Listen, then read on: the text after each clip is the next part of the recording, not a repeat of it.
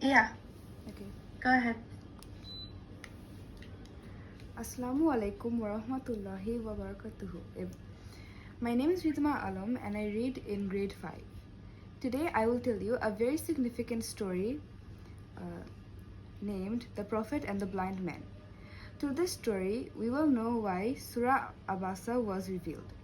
Let's start the story. One day, our Prophet Muhammad was sitting near the Kaaba with some of the elders of his tribe, the Quraysh, which was the strongest and wealthiest in Arabia. He was trying to encourage them to believe in Islam and accept it.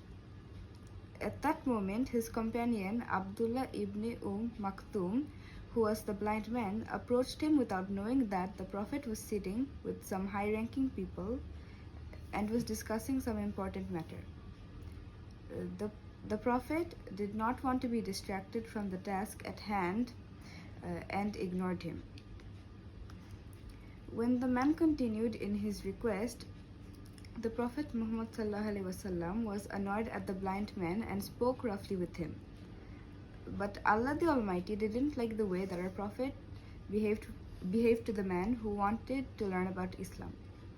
Yet Allah the Almighty wanted the Prophet to maintain a much higher standard of values. Based on this incident, Allah sent down the Surah Abasa with a beautiful message for the messenger and for all believers. Surah Abasa is the 80th chapter of the Quran.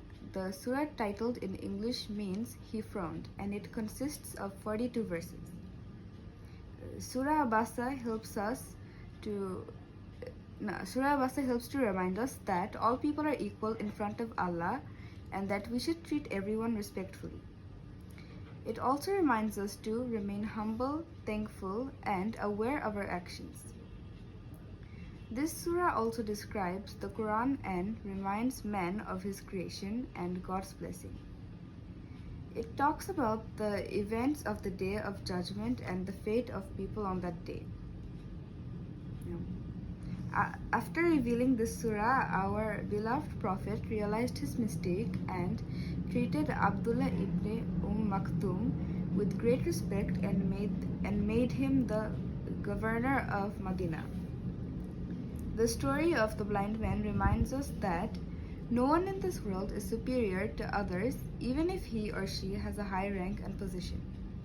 The lesson learned from this story is that we should never sideline someone based on his or her inferior standing in society and give priority in benefit and advice to those who are more likely to take benefit from it.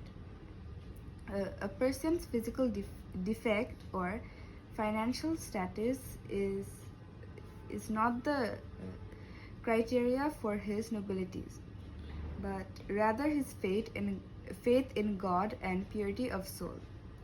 Thank you everyone for listening to me.